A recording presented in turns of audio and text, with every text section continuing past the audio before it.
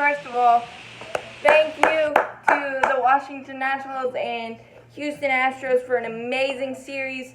The Washington Nationals get their first title since 1924, and as much as it pains me as a Braves fan, they deserve it, and nobody can debate that. They beat Josh Hader, Clayton Kershaw, Justin Verlander twice, Cole once, and Zach Greinke to polish it off, the cherry on top of the cake. Just absolutely amazing.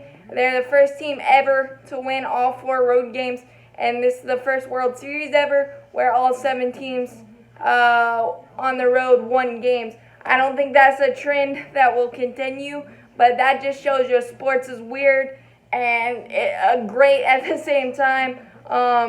That will never happen again, but clearly home field advantage was overrated in this series. The Houston Astros will just be sick to their stomach of all the base runners they left in the first 5 innings against Max Scherzer. They just couldn't get that dagger hit to kind of make Dave Martinez think about going to his bullpen in the early innings and get that mind racing.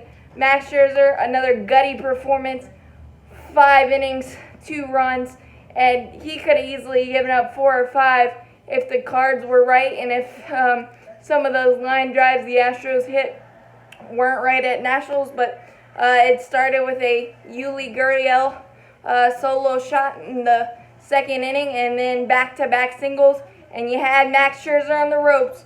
But Robinson Chirinos, with the right play, trying to sacrifice him over to 2nd and 3rd, will see that poorly executed bunt in his nightmares as he popped it up, and then Reddick grounded out to move the runners to 2nd and 3rd.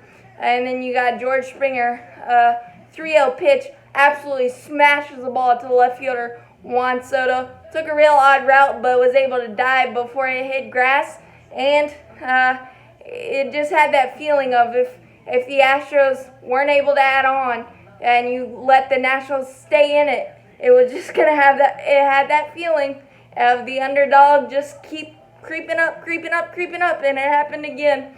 But and then in the 4th, 1st and 2nd, 2 outs for Jose Altuve, smashed the ball, but it was right at Victor Robles, and that rally ended with no run scoring.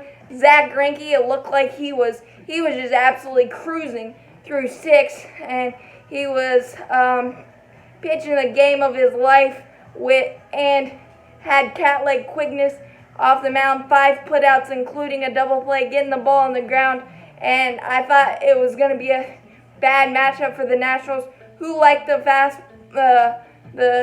high heat. Greinke doesn't do that. He's the more finesse guy, and you could see through 6 they were struggling real bad, and the Astros were finally able to get that add-on run with a 2-out single off the glove of Anthony Rendon to make it 2-0, but Max Scherzer was able to bear down and get Chirinos to strike out to leave 1st and 3rd, 2 outs, so it's only 2-0. That's only a bloop in the blast. And then in the 7th, the presumed National League MVP in my mind now, Anthony Rendon, gave him life with Greinke's only mistake of the game, a changeup that was just right down the middle, and he crushed it, so it's 2-1. And then Jim Wolf was fantastic behind home plate, but missed a call on 2-1 to Soto, a fastball that dotted the bottom of the zone. Soto got away with it, 3-1. It eventually turned into a walk, and then the one situation everybody's going to Monday morning quarterback and question A.J. Hinch. He brought in Will Harris, his most trusted reliever throughout the postseason, although he had bad memories from last night's game when he gave up the insurance homer to Anthony Rendon on the first pitch.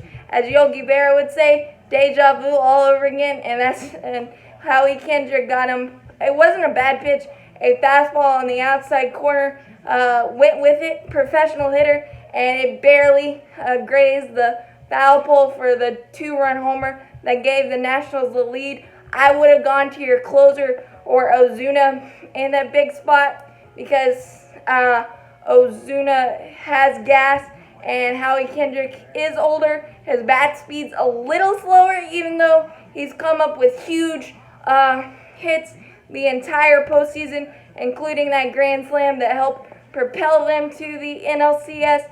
But I just like that matchup better. And again, I know Will Harris was your most trusted, and it just didn't work out. So 3-2, and then the Nationals just added on with a 2-out single by Juan Soto.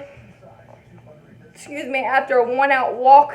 Every walk that the Astros issued in Houston came back to bite them. I have no idea why AJ Hinch pitched to Juan Soto. He's just been a menace, just getting big hit after big hit, and he did again, helping them add on for 4-2 there. And then they got the ultimate dagger, the 2-run single by Asdrubal Cabrera in the 9th off Urquidy to make it 6-2. But I also got to tip my cap to Patrick Corbin. 3 innings, 2 hits, I think 3 strikeouts. Just absolutely amazing in relief, allowing the Nationals just to go with 3 pitchers and not having to manipulate their more questionable pieces in the bullpen was just incredible for them.